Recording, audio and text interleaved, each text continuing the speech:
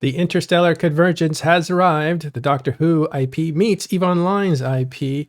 That is a crossover event between the two intellectual properties. We'll see that continue until February 1st, so you take advantage of it now. You can explore, you can build, and you can even do some PvP.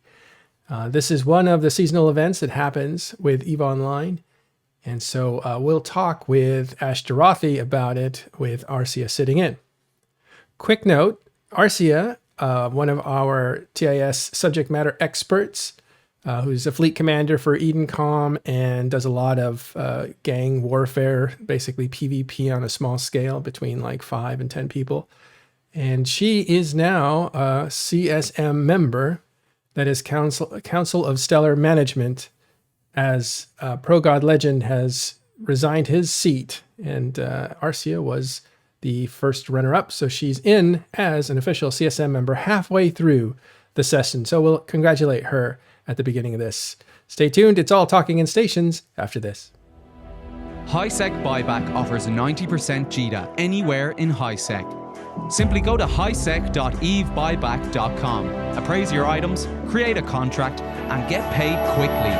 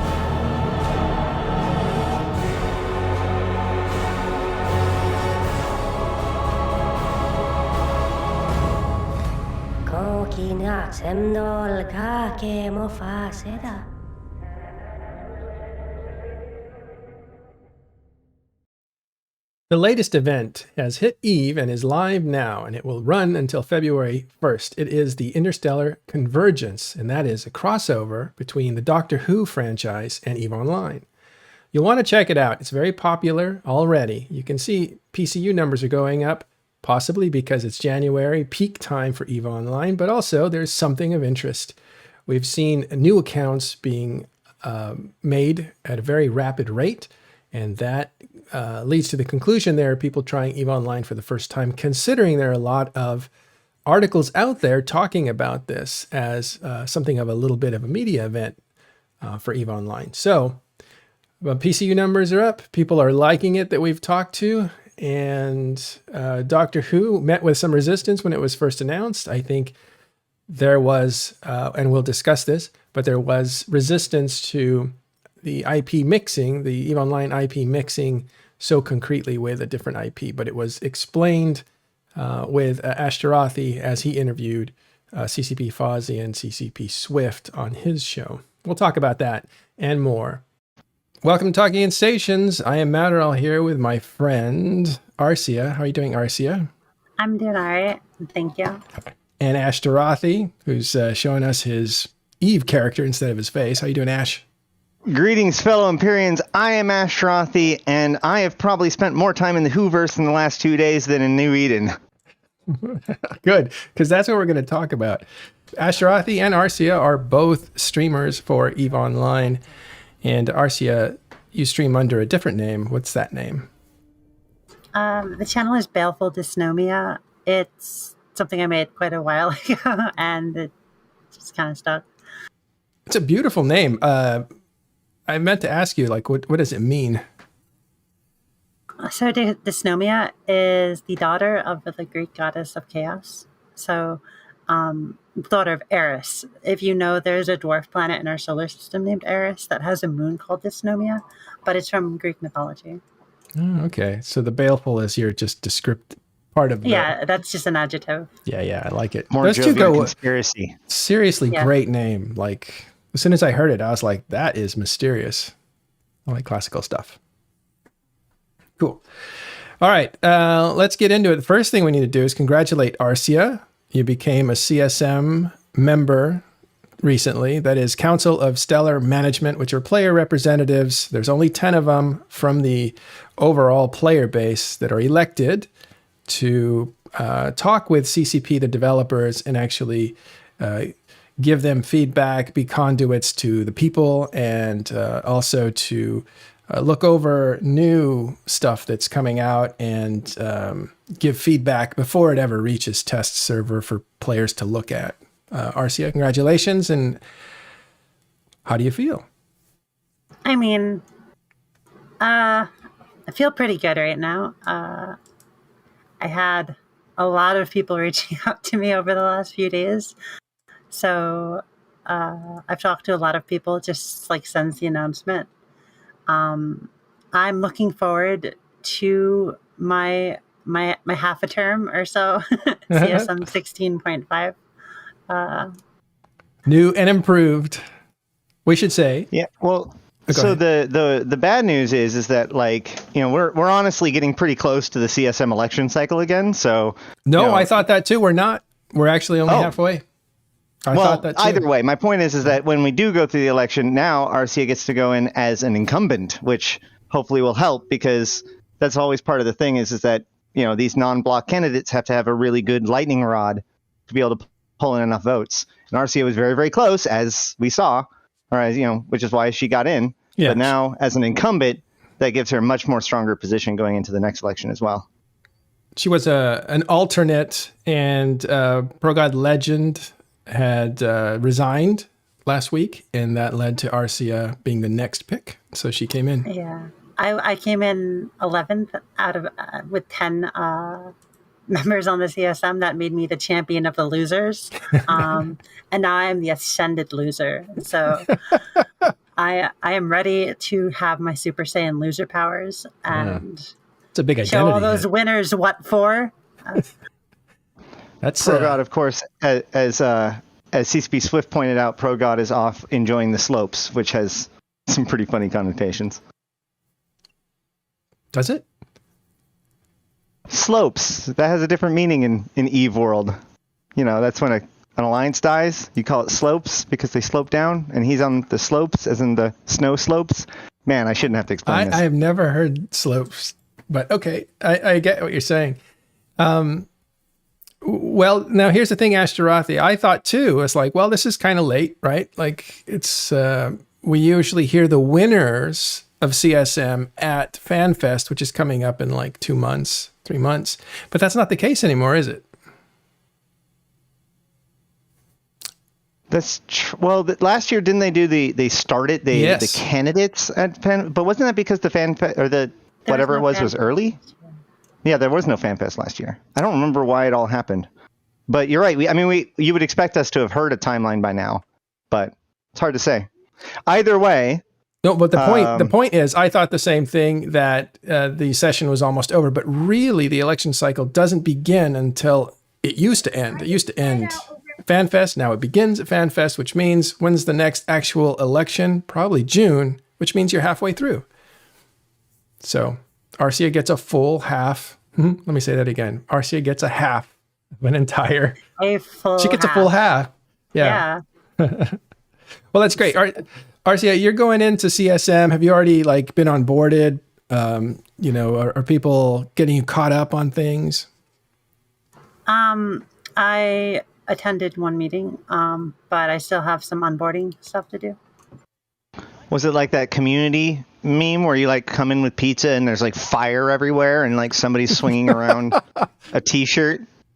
I mean, isn't everything in Eve like that? Like, have you ever been part of anything in Eve that wasn't like that? Well, I'll take that as a strong yes. It's like the fun part of the game, right? Take it as a compliment, Ashtarothi, that everything you do is on fire. All right.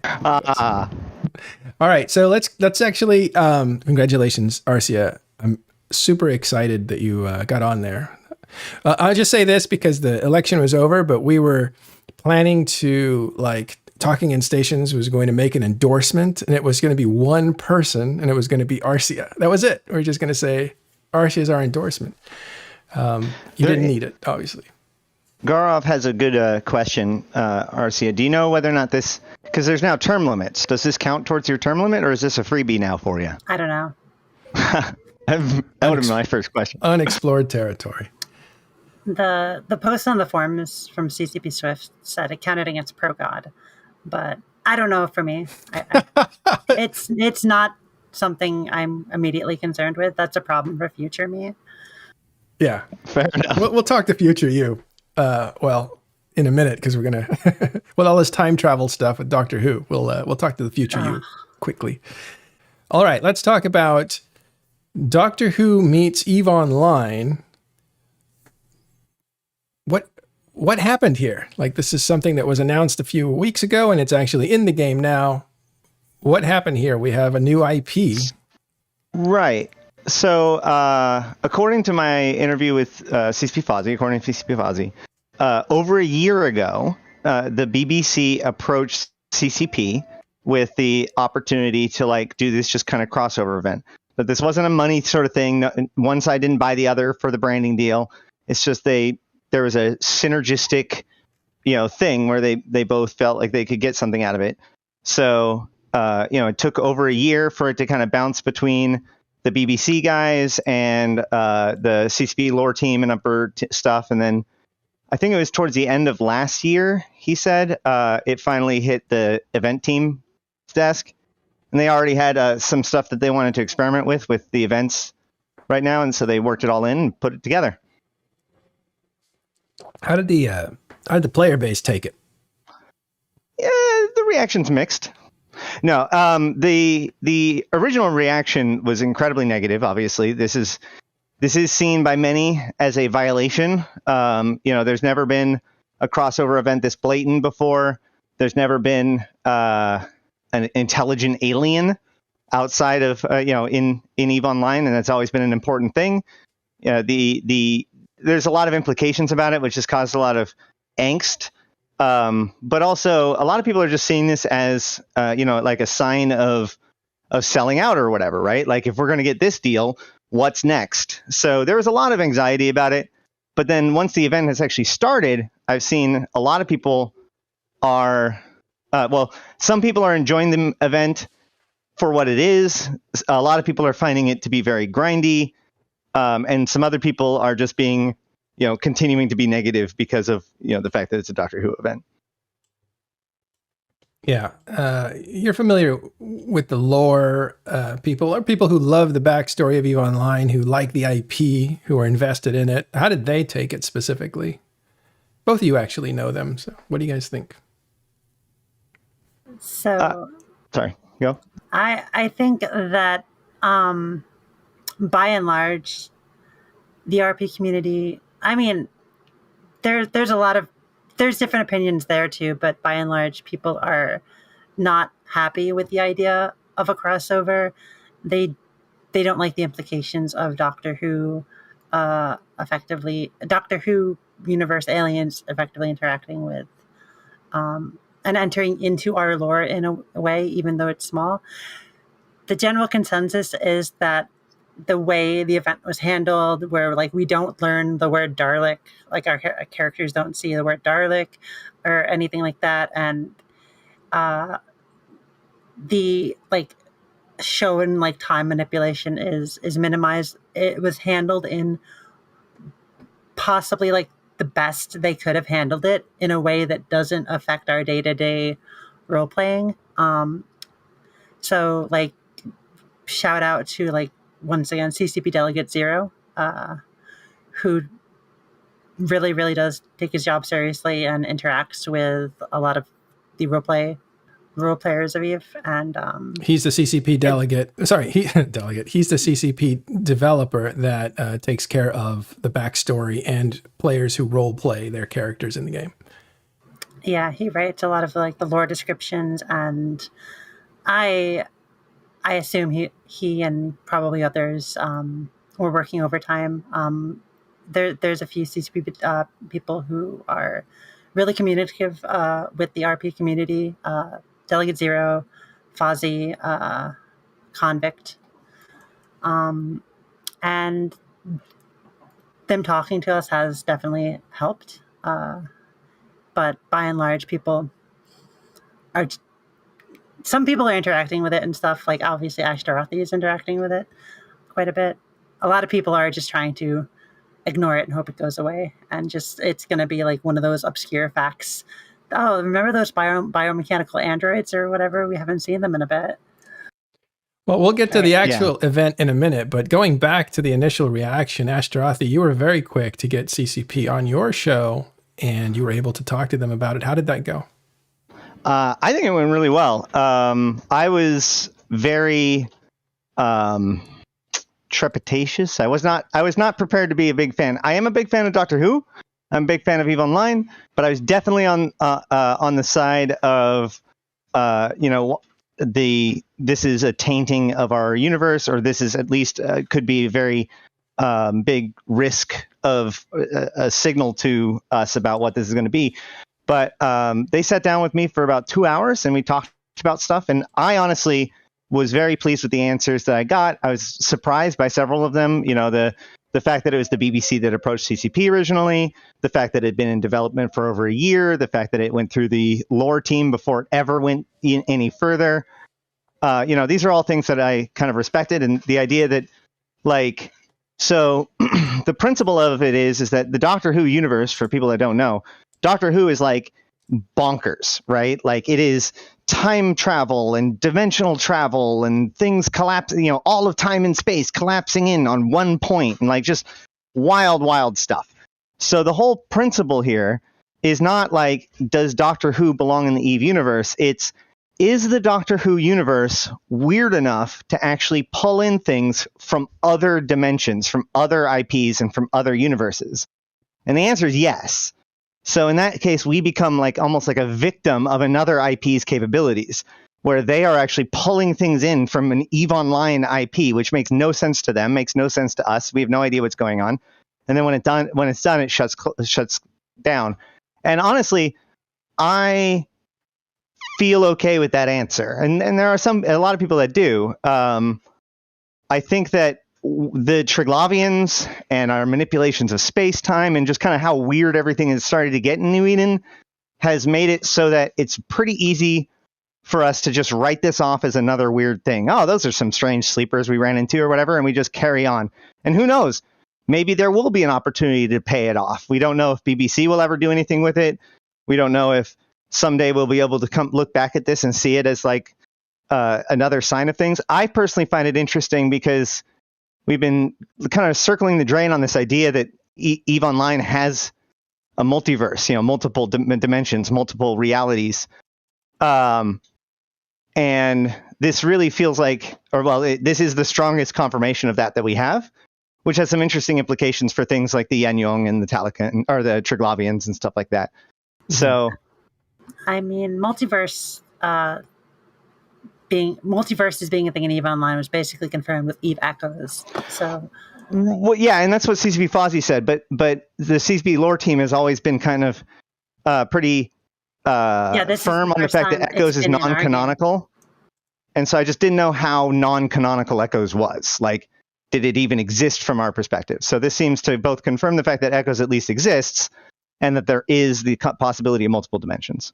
So, yeah, like Echoes exists as a parallel universe, basically, but this is the first time something from another universe has come into our game, being EVE Online. Like, right, you can't exactly. interact with Echoes, right? It's just this thing happening over there. And that's why people aren't generally upset about it too much, besides whether or not they like it. Yeah, and as you pointed out, there's no Daleks come here. There's basically these weird phenomena that we go and check out and find the pieces to make a special filament that takes us there. And then while we're there, we pick up artifacts from the Whoverse and we can bring them back here. And they all have, descriptions that make it like, this is really weird, And there is some precedent for this. There's a lot of real life things. One of the ones that gets pointed out a lot is Tom's Shuttle, which is from David Bowie. Yeah. It's a tribute to him in the game. That's a real life thing that's directly referenced in the game, but not like, it doesn't say like, this was here for David Bowie. It's kind of tongue in cheek. You have to know what it is. These are the same way. Now, the big difference though, is that this is the first time that another fictional IP has done it, right? Daleks don't exist in the real world. They exist as a fiction in the real world, which is actually just another step away, And I think that that's one of the things that kind of scratches at people.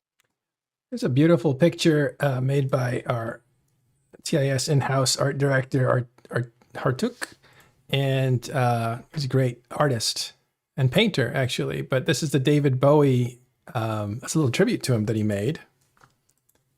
Thanks to Arcia for bringing it to my attention. And you can see there is the explorer ship behind him, the Zephyr. And it's him. It's a Zephyr. Zephyr. And it's him floating in space as Ziggy Stardust. Beautiful image. I'll go ahead and I'm not sure if I can link it publicly or anything, but I'll check. But yeah, so the David Bowie tribute is in EVE Online. That's kind of a weird. I mean, it's justified. It's David Bowie, but it's. I mean, like the way it's done. Once again, like that's another situation where like the way it's done, it doesn't say. If you know the real life, like the song and everything, you can put two and two together and say, no, that's a tribute and that's a reference. But like, well, it's a shuttle by from a guy named Tom. Like that's not something that's gonna have any implications to the EVE Online universe. When you introduce Daleks and Doctor Who stuff, that effectively canonizes the Doctor Who universe in some way. That brings a lot more implications than there's a shuttle from a guy named Tom, I think. Right. That's why like nobody really is upset about the shuttle, but people are upset about Doctor Who. So the big difference here is that Uncle Tom's shuttle is not I don't think he's literally the shuttle. It's Major right? Tom, not your uncle. Major Tom, sorry. Uncle Tom's shuttle is a totally different thing. On the Mississippi River. It's Twin territory. It's like this shuttle looks like a bunch of logs tied together going down the Mississippi. That's Uncle Tom's shuttle. No.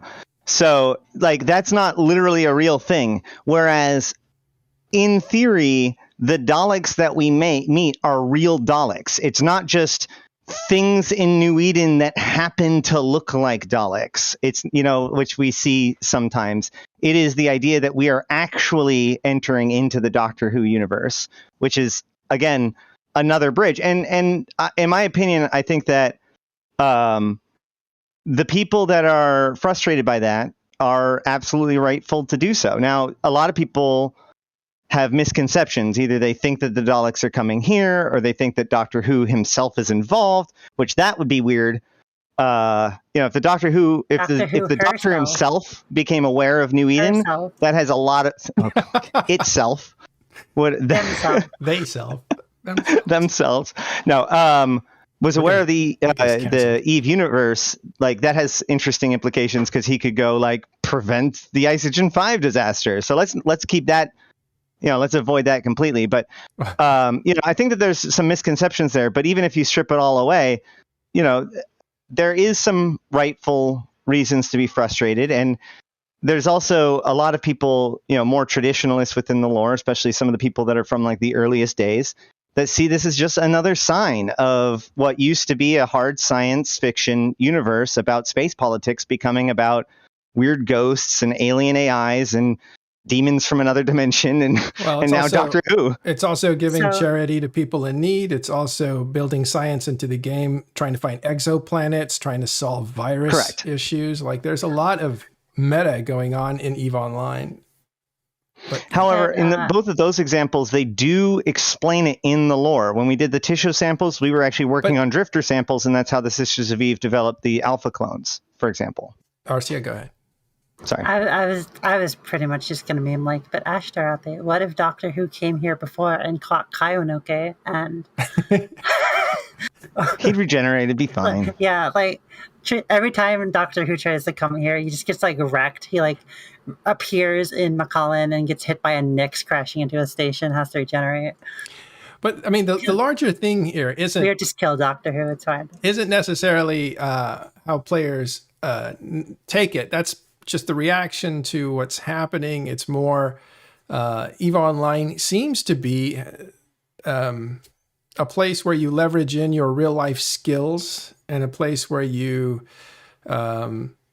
bring a lot of reality into the actual gameplay. Like in order to be intelligent in EVE Online, you actually have to be intelligent. In order to be charismatic in EVE Online, it's not a stat. It's an actual ability that you have in real life. So one Right, of the things. Go Sorry? ahead. Go ahead. I was going to say that is actually something I really like about this event, which is that unlike previous events where it's kind of like there's a few different sites and you just kind of do the same ones over and over again, there is a real progression in this event where you have to learn how the different stuff work, the different elements work, how to build the different keys, where to go for each element if you need them, of the different options that you have. So there is like a development of you as a person in order to understand the event more than just being able to like run the sites. So Yeah. I do like that. Well, So go Arcia.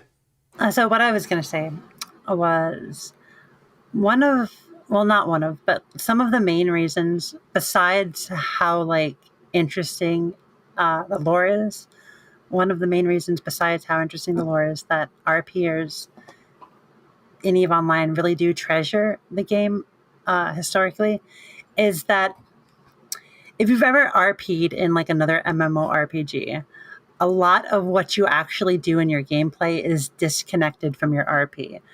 Like I always use Final Fantasy XIV as an example, and this is not to like bash Final Fantasy XIV. I think it's a good theme park style game for what it is, like actually really good.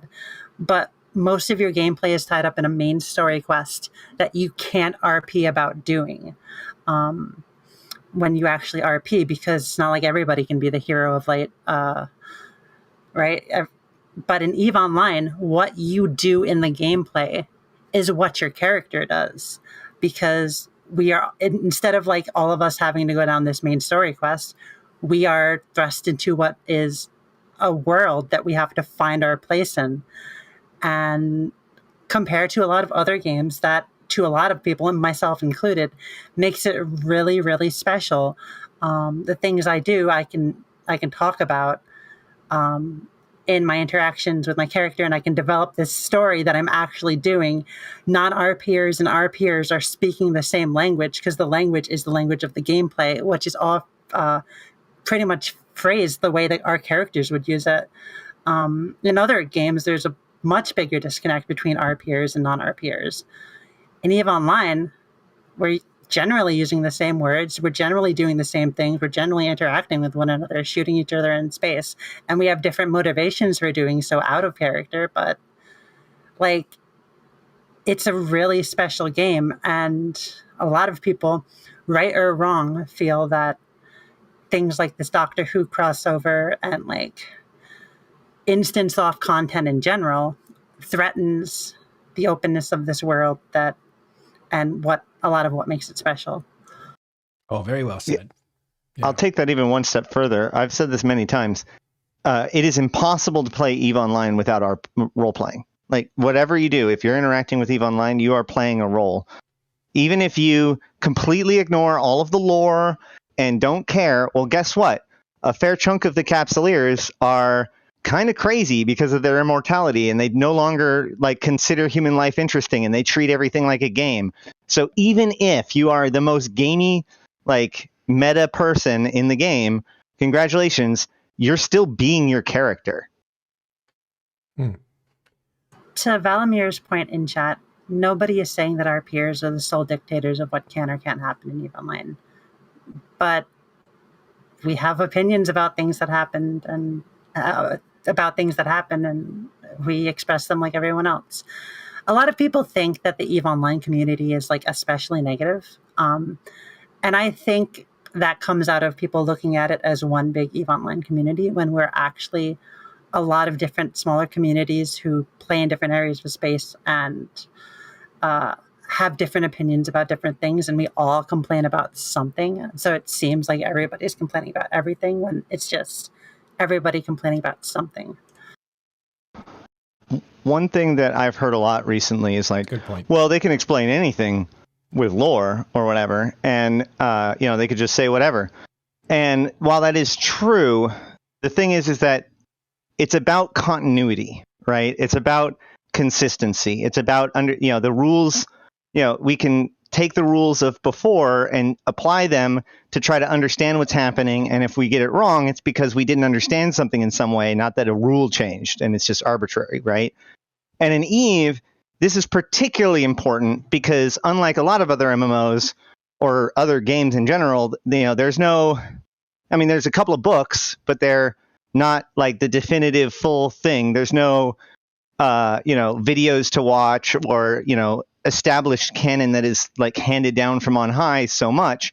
Even the canon that we do have is largely unreliable narrators, point of view, et cetera, et cetera. So like the whole point of EVE Online is to like piece the pieces together from all this different information. And this is why when I talked to CCP Fozzie, my biggest fear was that they were going to say, yes, this event was going to happen, but it's non-canonical. Like that would have destroyed it for me. That would have been the worst thing ever. That would have been the worst thing ever, because the idea that things can happen in game that are non-canonical would just be so disruptive, because one of the rules is that like you can look at all the pieces and try to sort things out. Like it does have meaning. And so as soon as it might not, that'd be terrible. Yeah, like I said, they really did handle it. From the perspective of somebody who doesn't want crossovers, they really did handle it as well as could have been handled in that regard. All right. Like they care about the universe as much as we do. So that's the is this a slippery slope to more we call Fortnite-like integrations of pop star and video game having a concert? We've seen it in Second Life where you had Burning Man Festival actually in Burning Man digitally, and it was like this weird meta. Are you there and in virtually, or are you there just virtually, or these sorts of things? Like, is there going to be, do you think, more of this kind of thing in gaming in general? Crossover. Well, in gaming in general, I think so. Crossovers, product placement. Yeah. Is that the future? Well, I mean, the people doing NFTs in Metaverse would definitely like it to be that way. But as far as EVE goes, I don't think so. Like there is some precedent. Like for instance, FanFest happens both in universe and in real life at the same time. So does EVE Vegas. So did that so virus, there is a right? little bit of that, but it's all within the IP. RC, what'd you call that virus? Karanoke. The Karanoke? Karanoke incident, yeah. Yep, Yeah, yeah. And there actually example. is a different plague or a different pandemic going on in the EVE universe to correspond to the COVID pandemic, because that's, our Project Discovery project right now. But I don't see this as being, so a couple misconceptions. First of all, it wasn't like the parent company, whose name is PA, whatever, had nothing, very little, if anything, to do with it. This wasn't a money thing. This wasn't a, like I said, they BBC approached CCP, and the thing is that like the fact that it's Doctor Who may seem kind of surprising to a lot of people, but if you think about Doctor Who, and you think about the fact that like CCP's their main offices is in London, it kind of makes sense how this would come together. and it would come together in a unique way for Doctor Who that not a lot of other franchises would make it past those same thresholds. As I joked around with Fozzie about it, it's like, well, the only other being that I can think of is like Doctor Strange. So if the mouse wants to get on the phone, I'm sure CCP would be willing to talk. But, other than that, there's not very many universes that could get away with it. All right. So there's a question in chat as to why every event in EVE has to be canonical. Because in EVE Online, the things you do affect other players. The way the game is set up is that it's a simulation of a world, and actions affect other players. If you just if you do a bunch of missions, like you might get salvage, you might get things. You are a target in space for people to shoot at, or gank, or whatnot. You have a place and are interacting with this world that we all share. If there were stuff that didn't happen, you'd have, let's say you kill me in space, you blow up my ship, and I start RPing about that, like, oh, this pirate blew me up, and you're like, that was a non-canonical explosion. Then we just have like some petty argument, right? Like, but we have like actual evidence that it happened, right? We have a kill mail, we have the wreck of my ship. I have the insurance payout from Pend. The who, what, when, where. The entire way the game is set up is that we have effects on one another, and it's like a shared simulation of a world. Yeah, right? That goes into the difference that I was talking about earlier. Like with a normal game is a game that has a background story that explains the game. EVE Online is a living sci-fi universe. It is playing out in real time. It is actually happening. Therefore, if things that are happening in game are not actually happening, then the entire thing can fall apart. And Valamir asked about the Abyss in chat. In the Abyss, you are farming materials, which often go back into creating ships going on the market. When you come out of your filament, you can be ganked. You can be shot down in space. Your filament can be scanned. We can see you go into the Abyss and leave behind a trace. You are part of the world even when you enter these solo instances, right? Yeah. Very well said. I like this discussion about the deeper meaning of EVE Online, the deeper contract, right, that players have with the company or, through the universe. And Valamir, what you do in the Abyss is canonical, not just to you, but to the universe. When you lose, your people die. That's why the Sisters of Eve put out a broadcast criticizing us because of us going into wormholes in the Abyss and losing ships are causing a giant spike in the permanent loss of crew because they can't be salvaged from there. This leads to all sorts of interesting... You're killing people. All right, stop interrupting me. Stop looking at chat. This contract between players that you describe, it's a very interesting rabbit hole that we fell into. But the contract between players and the company through the game leads to CSM, which is interesting. I'm bringing it all the way to the front, all the way back to the beginning. The CSM are really the only advocates from the player base to advocate on behalf of the universe inhabitants. Like, there is a lot of very theoretical stuff at work here that was set up in 2003 when they were setting up EVE Online, long ago. So the CSM concept was actually born before EVE actually was alive. But it didn't even get implemented for years later because the technology wasn't ready. But anyway, so that's all interesting. CSM, contracted players, the canon, and how important it is that canon means official history, right? Part of the backstory. Right. And so you don't want to violate that with instanced stuff like saying this event that's happening isn't really happening. It doesn't really count. That would be a complete violation of that. All that is super interesting. But let's shift over to talk about the actual event because I've heard it's a lot of fun. Yeah, well, before we get into the fun, I will say that even after all of that, there was some angst from the very beginning. It did have a pretty iffy rollout. Now, almost every event has some issues as it's rolling out just because of the nature of the fact that they don't want us to see events early, so it's harder to test them. However, this event was on a bigger stage than a lot of previous events, and this bug ended up kind of causing a lot of bad face, because what happened was, and we'll get into this in a little bit, there's multiple tiers in this event, and unlike, you don't just like build the one that you want and go run it. Like, I want to do tier 4s because I have a strong enough ship. You legitimately have to work your way through the system, right? So you start out with high sec, you go through the high sec sites, and that gives you everything to make the curious filaments, which are the first level of the exploration filament. From there, you're supposed to get everything that you need for the first combat filament and the second exploration filament. However, the Y79 element was not dropping basically in the curious sites, which meant nobody could progress past curious on their own merit.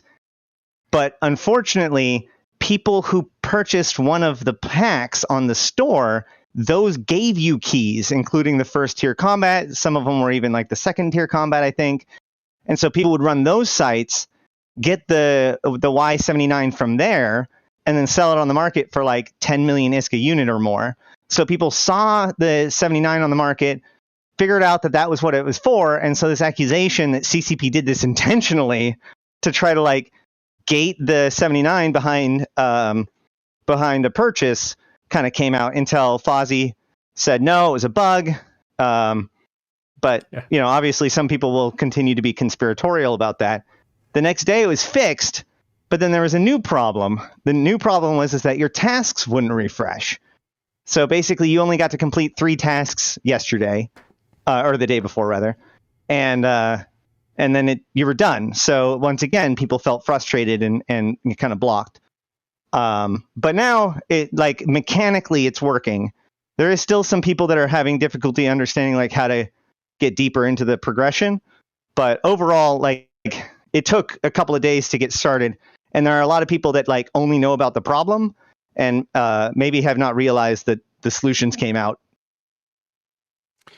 I thought this was really good on the website. If you look at EVE Online's website, it talks about this event that you can get involved with. And I love this. And this is just so good. How to participate. They've always needed to make that very clear on events because they're temporary and people might want to get involved. But if they are too mysterious to get involved with, I think that's barrier of entry. But you have details and then how to participate, which is great. And then it tells you about the rewards.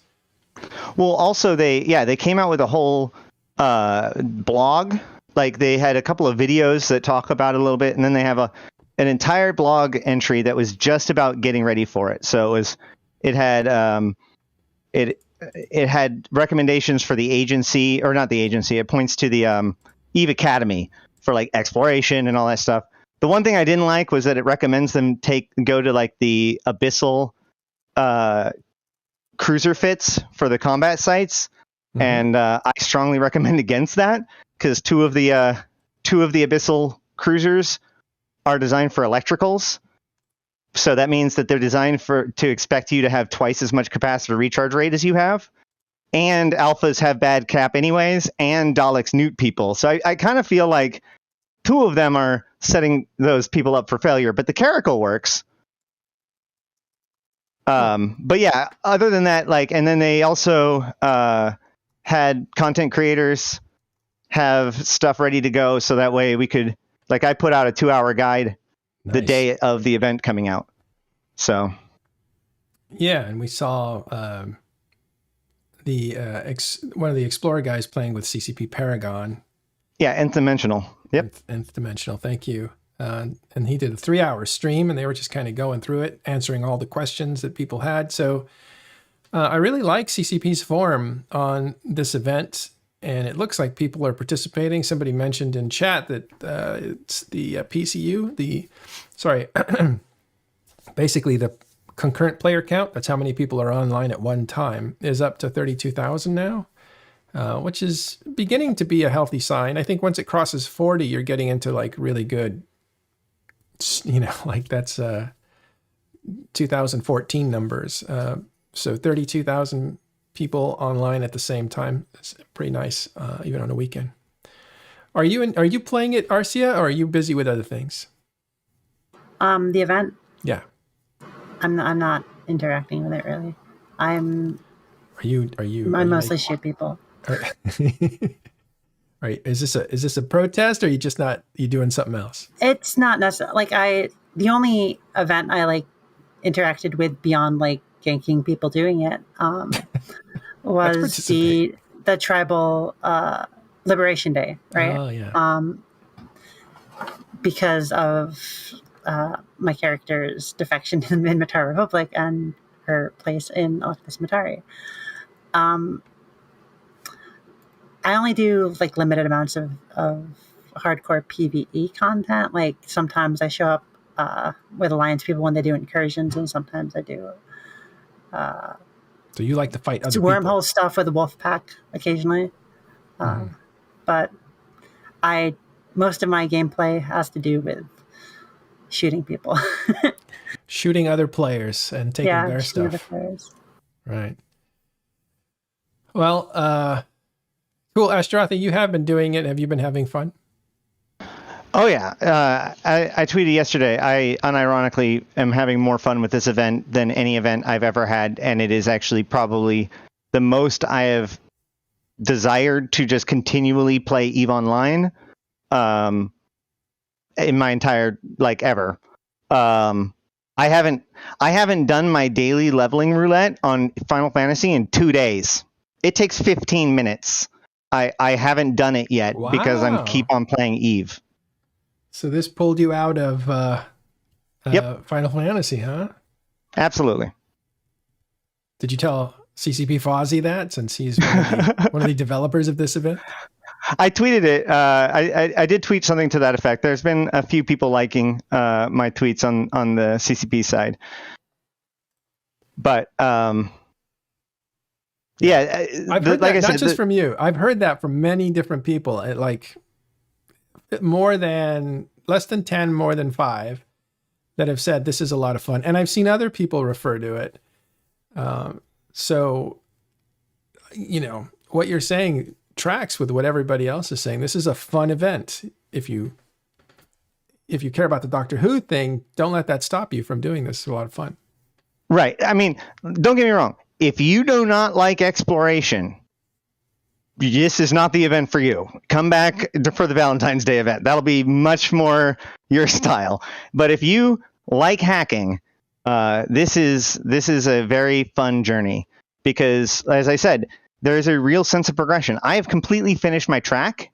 I'm not done yet. I still haven't. I've finally gotten a perilous filament BPC, but I still have 2 more materials I need to find. So I need to start plundering more dangerouses with somebody in order to be able to get a perilous. And even that, now I just have 1 of the final keys, so then I can start running them. But here's the thing. I haven't seen a single bow tie or scarf yet, which implies to me that stuff is at the very top. So, a lot of people have been seeing this as unrewarding, seeing it as being, especially grindy, or having to do a whole bunch of the exploration sites. But a lot of those people haven't made that much progress. Once you start getting towards the T3 filament, T3 exploration, T2 combat filaments, T3 combat filaments, it starts to get a lot better. Ashtarathi's important question.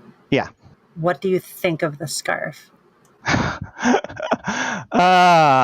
think the scarf looks fire. I think it looks cool. All right. It's funny because the scarf became the symbol of my frustration with the idea of a Doctor Who crossover, because while everything else, you can say oh, the event only lasts for 3 weeks, but that scarf will be there forever. And, there'll always be idiots that want to point to it. And while the bow tie suit can be explained, that scarf is definitely Tom Baker's scarf, and there's no mistaking it. So the scarf is Tom Baker's scarf, but it falls into the same category as the shuttle we talked about earlier, where a scarf existing doesn't necessarily make major changes to the universe. And I think I think we actually need scarf cosmetics. My neck is cold in space, right? That's fair. When I die and I'm a corpse, my neck is cold. All right. I'll let you have your scarf so we can have our cat ears. For people that have just come over from Suetonia, hello and welcome to Talking in Stations. We're about to shift into talking with a admiral from Fraternity, Luke. to see what went on over there. We're finishing up Doctor Who, and go ahead, Ash. Go ahead and finish what you were saying. Sorry. Oh, no, I was just sliding in a cheeky comment. But before we wrap it up, I do also want to say, unironically, I was looking through the deals. One of the things I do, I had mentioned this before this event from the previous event. I was getting very frustrated by the fact that CCP was starting to have this tendency to put new skins, not just on like the Nest store, but as part of packages, including like $250 packages being the only way to get certain skins. And this was becoming a growing trend. And I made a video about how much I didn't like that. And I'm very pleased that all of the skins that are able to be purchased in packages are also able to be purchased via Plex. However, all 4 of the battleship skins are like over 600 Plex, which makes them basically $20 each. And the $20 pack comes with all 4 of the battleships. So if that is something that you're legitimately interested in, and these skins look good, you should actually consider looking at the packages just for the skins as part of it. You can get them in game, but they're much more efficient to get them through the packages. How much do they go for on the market if they're dropping in game too? No, they're not dropping. Oh, all right, never mind. The battleships and up are only purchased, and they're much shinier, and they have a particle effect on the side. The ones that drop are like faction and standard Tech 1 battle cruisers and down, and they have no particle effect. So yeah, like if they're less than 200 million in game, you shouldn't buy them with 600 Plex. Like people are saying they're less than 200 million. Oh man, if that's true, then I'm definitely going to go grab them that way then. Yeah. I think so though. Because there's the Interstellar Convergence, which are the premium ones, and then there's the Warp Convergence, which are the ones that drop. I feel like any skins that get put into packs end up being cheaper to just buy with ISK, honestly. Probably. But I mean, like I said, there was the Black Ops one, and then the one that really got me was there was one of them in the last with the copper, the Triglavian skins that had like the copper style on it. There's one of them that was like the Drekovic or something like that was part of like the $200 pack, and it was just very frustrating to me. Well, it sounds like a fun event. Again, this is a Doctor Who event inside of EVE Online, so check it out. Thanks, Ashtarothi and Arcia, for walking us through this. Next, we're going to have Luke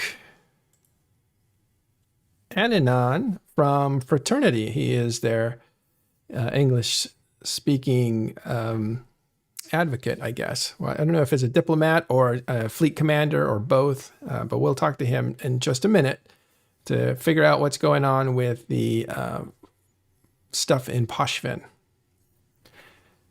We'll be right back.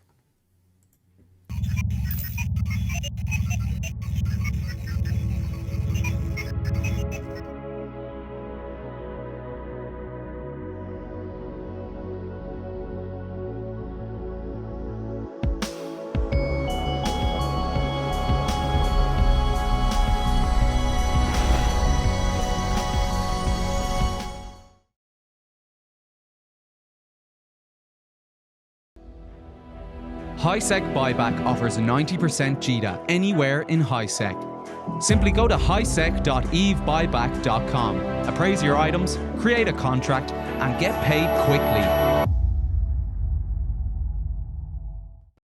So Fraternity steps up their game defending their Fortizar in Pochven, specifically the system of Nalvola. And they showed up with 900 or more combatants to defend it in their time zone. And of course, there were there were many corporations and alliances that were coming to try to destroy it, and they were all turned away. So Fraternity showing that they can handle their time zone without competition, even if multiple groups get together.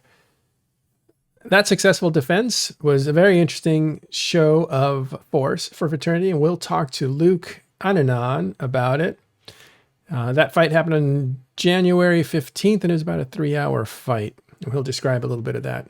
We also talk about Fraternity finishing the war with Army of Mango, their chief rival until recently, and the situation where Ranger Regiment and AOM were denied entry into the Imperium. AOM was denied entry into the Imperium into Ranger Regiment that was already in the Imperium, and how both groups, without a keep star, a staging keep star, and under pressure from Fraternity, decided to call it quits instead. A lot of those corporations going to Dracarys in the Imperium. All right, we'll cover that with Luke, and with me will be Arcia Elkin, the CSM 16.5 member, and Ash Tarathi. And our guest is from Fraternity, and he is Luke Anninan. How are you doing, Luke? Yeah, not bad. Not bad. Yourselves? We're good. Tell us about what happened in Pochven just recently with Fraternity. So this started earlier on in the week. Rote hit our shield. That's a fairly common occurrence. There's backwards and forwards between a Rote fort in Navula and a Fraternity fort in Navula. The armor timer came up. Normally, we would obviously defend on the armor timer. I believe those that went to defend it kind of got waterboarded the whole way there, so literally didn't get to grid. What is waterboarded for people that don't know? So bubbles that were basically put on the route. So yeah, they were delayed by bubbles the whole way to Navula. So as I understand, the fort was reinforced a hole before they even got to the grid, which is it's bad. But obviously the forts in Pochven are kind of unique, right? They can't ever be re-anchored. So form everyone up for the Saturday.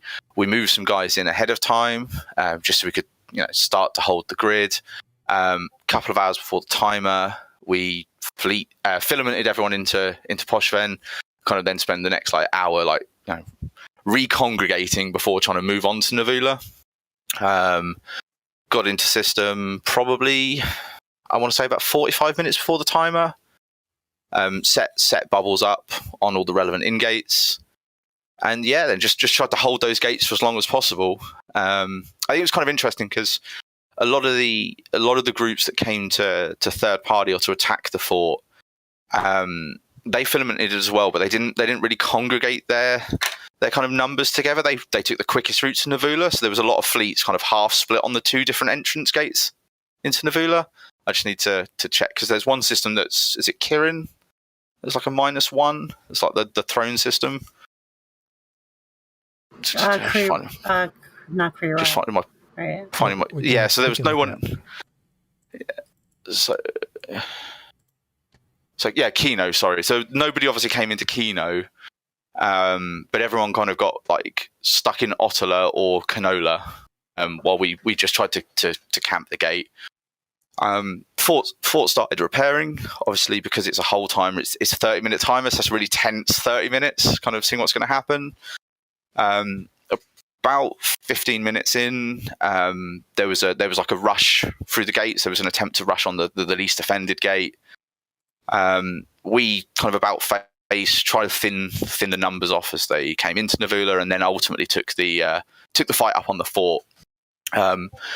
What was interesting and what we weren't really expecting, so we were expecting to fight a lot of battleships, and most of the parties there actually brought hacks, which was I don't know what's common in Pochven. I know, Arcia, you're normally in Pochven, but hacks seem kind of an unusual choice for the locals.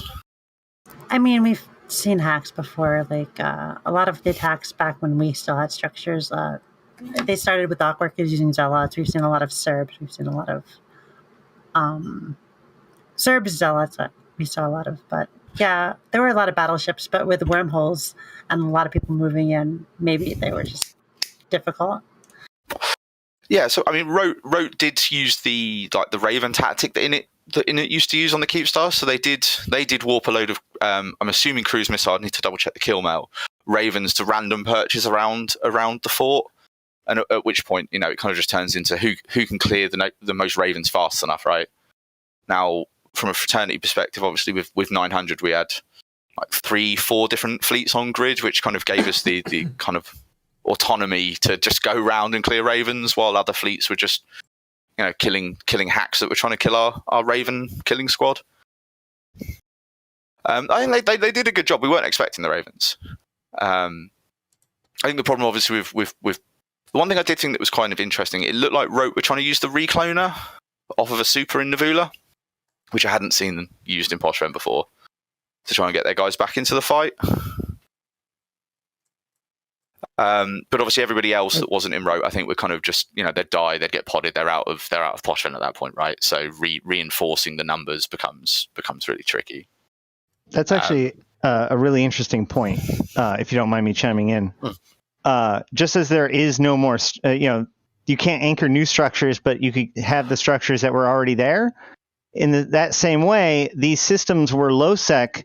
Some of these systems were low-sec before they were taken by the Triglavians, and once they were taken by the Triglavians, they were technically null-sec for some time, which means while you cannot construct supers or capitals in Pochven, there are supers and capitals in Pochven, which, unlike high-sec, you're allowed to actually use them. So there are very few and irreplaceable supers and capitals in Pochven that can be used. Otherwise, invaders must use subcapitals.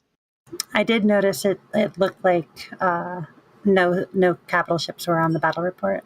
So yeah, there was definitely nothing on grid. Yeah. So you were mentioning the recloner off of a super, right? Yeah. Yes. Yeah. So I believe from what I led to believe, Rote had their super tethered up on their fort in Navula using the recloner there, but nothing committed to the actual fort grid to try and kill it. Right, because again, they're irreplaceable. You don't. Yeah. I remember there was one Rote Fortizar fight where a few regular capital ships went down. Like we've said, they're irreplaceable in Pochven, so it's always of note when one dies. The same way it's always of note when any kind of citadel dies in Pochven. Right. They also can't move between systems either. They're stuck in the system that they're in. Well, they can jump out, but then they can't get back in. But they can't move to like a different system in Pochven. Yeah, they can't go through a gate. You can always leave, but then you're just another capital. And I do wonder if that kind of loss of caps, I think it was like a couple of months ago, maybe made people more hesitant to use them, especially specifically in the fort fights that are going on between Frat and Rote in Pochven anyway. I mean, with the numbers on grid, I wouldn't have warped capitals to that fort unless you were really sure it was going to die, because that would be quite a big sacrifice, right? But yeah, I think they got it down to about 78%, and then enough Ravens were killed, they just couldn't sustain the DPS on the fort to pause it, and we didn't really have a protracted battle after that. Once it started to tick down to about 5 minutes, I think most of the hostile forces decided, right, we can't apply enough DPS anymore, and we're gonna just leave. But credit to them for trying the Raven thing, because it's quite an interesting counter. You've just got to have enough Ravens, I guess, to keep warping them in and not worry about losing them. So who was on your side? You said there might be some surprises. Were there any surprises? So obviously you've got the kind of the various winter co-alliances, Fraternity, Siege Green, Fraternity University, Caladrius, Lord, No Visual, so on and so forth. There, on the hostile side, there was definitely elements from Toilet Paper, Rote Capel, Snuff, Volta, the what seem to be kind of collectively calling themselves the anti-frat coalition at the moment. And then I think some random wormholers, so like Outfox turned up, the Initiative turned up, Deepwater turned up with Dread Bomb. I think they were working with Snuff. But I know Test turned up in some bombers, for example, and I think they were just going to kill anything they could grab. And I guess it was quite a publicized fight, right? So, it's a Saturday. It's Saturday lunchtime, EU at least. So I guess anybody that wants to do something, that's probably the place to go. There's not much, huge amount of other stuff going on at the moment, unless you're just staring at the Artak Keepstar. Yeah. I think that one's going down pretty soon too. That would be the former Army of Mango Keepstar. It's handed over to Imperium. Imperium's going to destroy it. What if we could change topics a little bit? Fraternity, you guys went to war with Army of Mango, and no sooner did you declare it than Army of Mango decided to try to merge into the Imperium. Imperium vetoed that, and Army of Mango disbanded. as did Ranger Regiment that was inviting them into the Imperium. Do you guys have thoughts on that, on the fraternity side of things? I mean, so I have kind of two thoughts on it, right? I mean, AOM Frat is this long-term rivalry. To see your kind of long-term rivalries kind of go down is, it's a nice thing to see, but it's kind of bittersweet, right? I mean, we were hoping for at least 2 or 3 weeks of good content down in SO. Mm-hmm. Obviously we went in pretty hard to start with a bit of a statement of intent reinforcing the Keep Star. And we were hoping that was going to be kind of like the trigger for at least, a couple of weeks worth of conflict while we see how the land settles. And I think generally speaking, yeah, it's nice to win, but it would have kind of liked to have won on grid. So the AOM Frat rivalry goes back to Serenity, right? Do you expect to pick up any of the players? So elements go back to Serenity. There's a little bit of CQ history as well during like the test war when AOM came to Tranquility and sided with Test and Legacy against Fraternity. So that kind of solidified some of that hatred. I don't think many members would come across from AOM to Fraternity, right? I mean, a lot of some of the newer players that don't really know anything about that rivalry, maybe because it's another Chinese alliance. But then also, if all your stuff is in Esoteria and you've got the option of going to somewhere like Chikaris and you don't have a side to pick, I could see why people would gravitate, because it's a lot easier to move your assets further south to Chikaris than try and move them through somewhere like Stain into Lowsec and then across Lowsec or around the Faith of Bolus kind of route. So I think there's probably where you want to go versus the logistics of getting there. So Naro said on Talking Station's Discord, he comments here and there that Naros being the leader of Fraternity, he basically said, like, I'm not sure, in fewer words than I'm giving now, I'm not sure you want guys to join that have a gun to their head, basically. Like, those may not be the kind of guys you want to join. What do you think of that? Do you think that the people joining the Imperium to preserve the stuff that they have, and this is what Shen said as well, I think players want to preserve what they built, and a really, as you pointed out, a really easy way to do that is to join the Imperium right now it's safe. But what do you think those players are thinking in the long run? I think there's probably some partial truth to that. I mean, one of the things, like specifically Chikaris and AOM, right, is they are Chinese alliances. Frat is a Chinese alliance. So if you want to stay in an alliance that plays in the GMT +8 time zone and speaks Chinese as one of the primary languages, then you're probably still limited on options already, right? Yeah. Now when alliances merge and corps merge, you will always get a drop off of people. They'll go along for a while, see what it's like, and then make a decision. So I guess it comes down to now whether those players enjoy the content they're getting in Chikaris or Bastion or any of the other Imperium alliances they joined. I would hope most players will just go in with an open mind, right? I don't think many people will go in and go, no, I hate this, I don't want to do it, I'm going to go somewhere else. But I wonder if you think they'll hold a grudge, or do you think they're players like any others that would be just saying like, oh, I'll try this out and see if I like it. And if Imperium does a good job of persuading them to stay and be loyal to the Imperium, then there is no worry that Naros was pointing out that these guys might resent that Imperium destroyed Ranger Regiment and AOM. And I put destroyed in quotes because I don't know if they actually destroyed them, but they were. I mean, I guess if you were dissolve.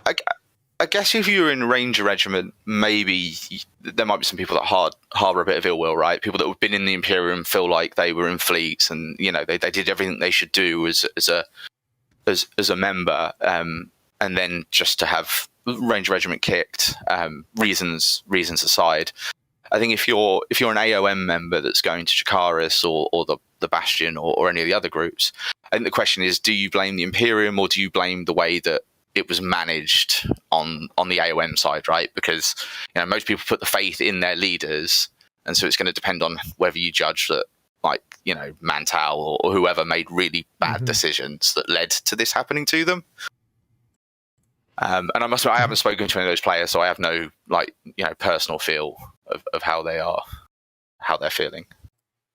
Yeah. And then none of them came over to your side, I imagine, as Arcia was saying, since there was rivalries there before. We had a couple of corps join. We had a couple, but it wasn't like a wholesale, thousands of characters. It was the odd corps here and there that don't have that historic rivalry. Got it. All right. Just getting your take on it as the English-speaking voice of Fraternity. And so you guys have basically, the war's over. I suppose the way of thinking about it is they tried to run and fell off a cliff. And so you're packing your bags and going home now? Yeah, I mean, most of our stuff is largely moved up already. We've got some stuff still kicking around, like when the Artak Archon keeps our dies. I'm sure there'll be some people that want to go and shoot it. As a bit of a, at least we killed your keep star, even if it was in slightly unusual circumstances. But yeah, we're most of our stuff has now moved back up into Vale. Obviously, we've got a couple of structures still kicking around, like our staging forts, and that's still there. But they will no doubt come down or get sold in the near future. And then it's looking to what the next source of content is, I guess. Do you know what that is? Can you say? No, we haven't decided on anything. There's obviously all scuffles going on. Vale's great for like small scale content because it's a pretty common place for roaming groups to come to. But you don't want to leave people bored for too long, right? It's a space game. People like blowing stuff up. So many filaments take you to Bell. Vale or Delve, apparently. So I filament a lot, and I always guess Vale because we play a game where everybody guesses what region we're going to land in, and if you guess right, everybody who played pays you $1 million. And I always guess Vale. I always guess Vale of the Bubbles. Out of curiosity, what sort of time zone do you normally filament in? I'm just curious. Late US time zone. Okay. So yeah, the US guys are still active. Some of the younger CN Chinese pilots will be starting to get active at that point. So yeah, I guess that kind of makes sense. It's also 0200 or so we start. Yeah. I suspect, I guess a lot of New Eden is also becoming a little bit quiet during that sort of time. Yeah. Yeah. That's my time zone. Like late Pacific is like, when do you play? 2 in the morning, Arcia? Yeah, 0200 Eve is very common.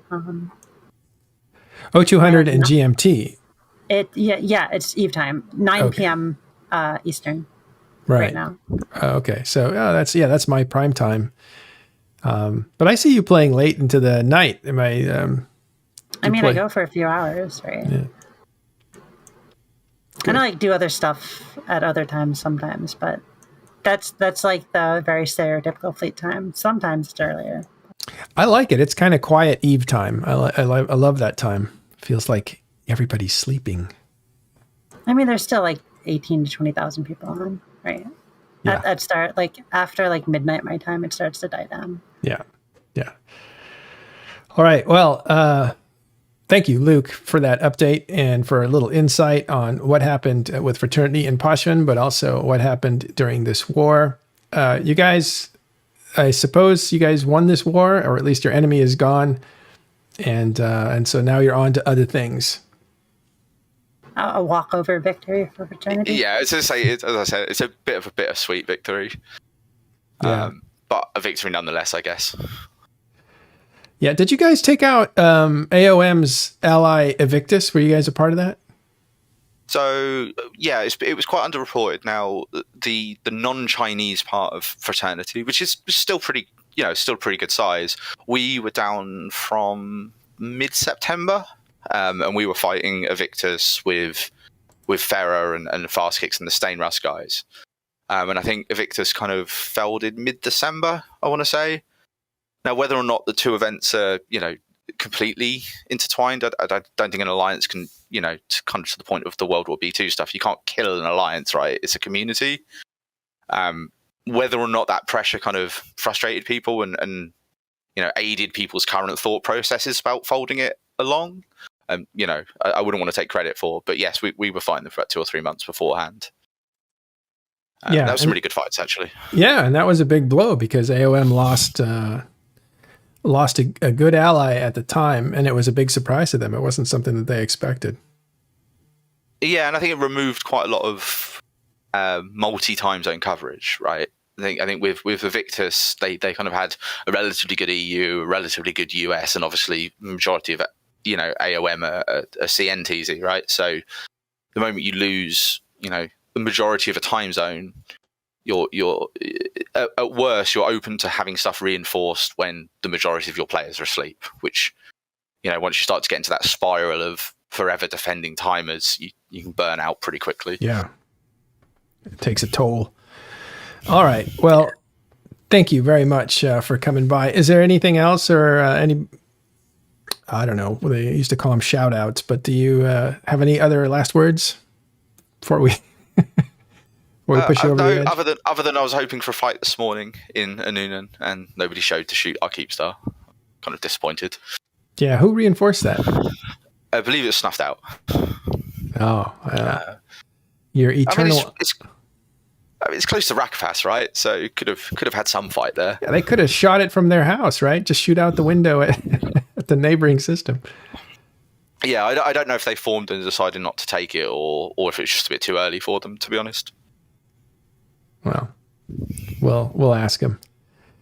All right, Arcia, Ashtarothi, and Luke, thank you guys very much for hanging out with us at Talking In Stations. Any last words, Ash, Arcia?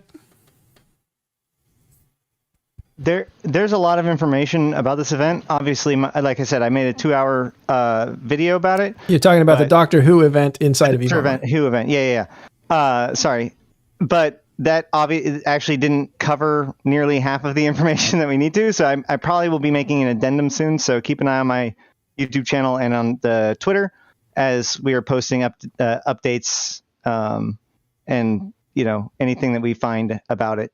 And your YouTube channel and Twitter channel are Ashtarothi. So twitch.tv /Ashtarothi and @Ashtarothi on Twitter. All right. Arcia? Make sure to build stairs to prevent the Dalek menace. They can't walk stairs. Okay. They look like Roombas, all right? Like they look like angry Roombas that are tired of having to clean up our crap, all right? Congratulations on CSM. You are now CSM Arcia Elkin, as in addition to Fleet Commander. CSM 16.5, the Ascended Loser. 16.5. Yeah, but you'll be an incumbent, and I'm sure you'll run again next time. All right, well, that wraps it up for us. Thank you very much for hanging out with us. We will see you next time. Hey, thanks for watching. Thanks for listening. I am Matterall from Talking In Stations, and I want to say thank you to our crew and our hosts and our guests that all make this possible. Thank you for the people in Discord that share information and talk openly and in good faith. It's a great place, great community of about 5,000 EVE players. Check it out. Discord, Talking In Stations. Look it up on the directory under EVE Online.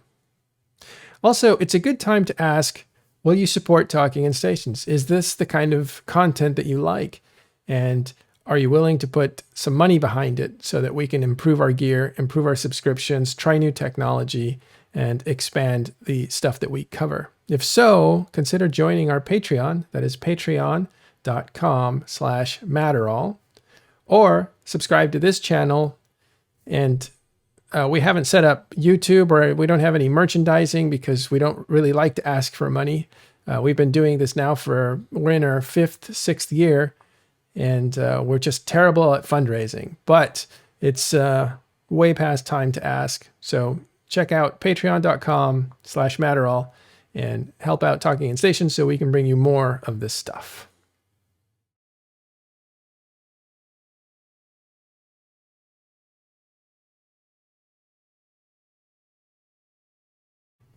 I clicked all the buttons.